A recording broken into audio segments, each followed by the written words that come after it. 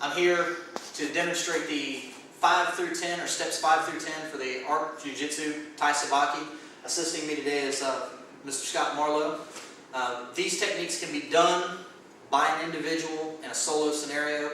It's easier for the sake of teaching, however, to have an extra body in the area. What we're going to do is we'll start off with number 5, which is a twofold technique. It can either be worked against a punch to the stomach, if there's a knife or a blade involved, a stab to the stomach.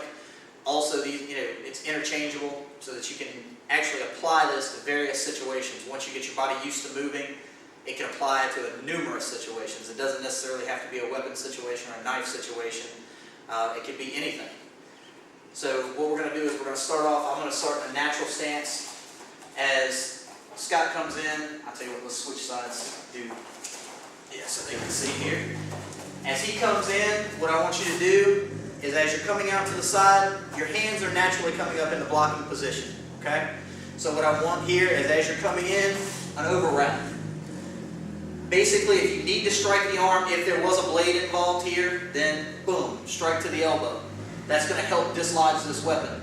Main thing I want you to do is control on 2 points, here and here. As we do an overwrap, I'm going to step back with my right foot and get him to step. When he steps in, I'm going to overwrap. We turn back to the camera for a minute.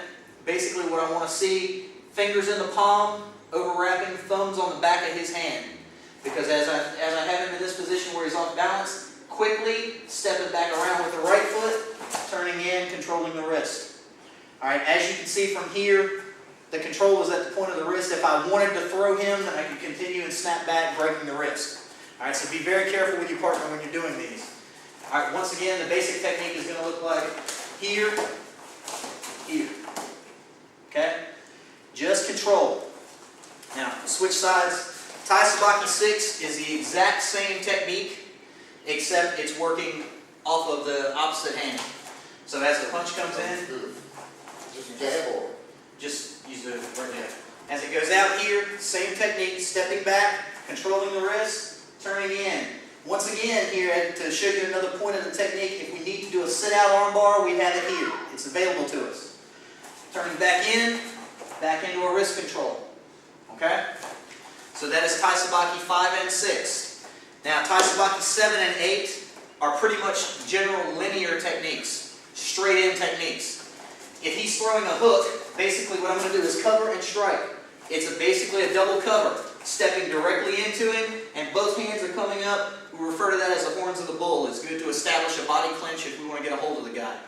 So basically, from a ready stance here, and as I'm coming in, striking, stepping in, launching. See how I'm coming up on the ball with that back foot?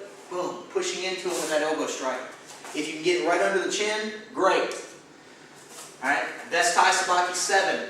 taisabaki8, once again, is a mirror image. Boom, boom. Alright? It's a 2-step, but at the same time it's done on a 1 count or a 1 beat. As the punch comes in, stepping in, boom, right underneath the chin. Alright? Very quick, to the point. It's not that in this situation we're just looking, maybe he's one of 3 or 4 guys that are coming at us and we want to dispatch him as quickly as possible.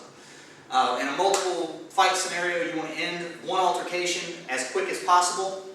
For example, if we were using taisabaki5 with the wrist control, instead of worrying about just holding him, if it's a one-on-one situation, if he's got 2 or 3 buddies standing around waiting to kick my teeth in, then I'm going to snap that wrist, make sure he's out of the fight.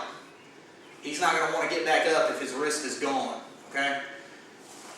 Now, getting back into these, what we're looking for taisabaki 9 and 10, very much similar to 5 and 6. We're working off of a chest grab or a chest push on these. As he comes in, we have an option here. The main thing we want to remember is anytime we're grabbed, we do what? Grab them. Alright? So what I'm going to do here is trap, bringing in his wrist. Going right, blade of my hand, right across the back of his wrist, pulling in, grabbing the thumb pad. If I can't get the thumb, I've always got a thumb lock here too. Alright? So there's options here, we just have to be aware of them. As I'm going here, I'm going to step in a circle, almost between his feet, and turning the wrist. Alright? As I peel it off, re-grabbing, as I'm turning back around, foot in front for a takedown. I'm going him and be nice and not put him down on his face. But once again, the movement, if you're doing this and practicing this by yourself, is you go for the grab here, step back, step out, throw. You want to make sure this leg stays in this position so that when I'm bringing him around, it's going to block his leg. From here, we've got this. We turn out, pull the grip, re-grab, and turn. Notice how I can throw him off balance just with that extended leg. Like I said, I'm being nice, but there, and it's a bump. All right, very simple, very good, very close to the point. All right, that's taisabaki 9. For the other side, it's the exact same thing off the other hand. Here, breaking in the wrist, stepping in, turning it out, turning it back around. All right, these techniques are designed to work using the body momentum. As you can tell, I'm pulling Scott off balance. It's very easy to off balance a man if you have control of a wrist. If I want him to go this way, I can take him this way. Here, take him here.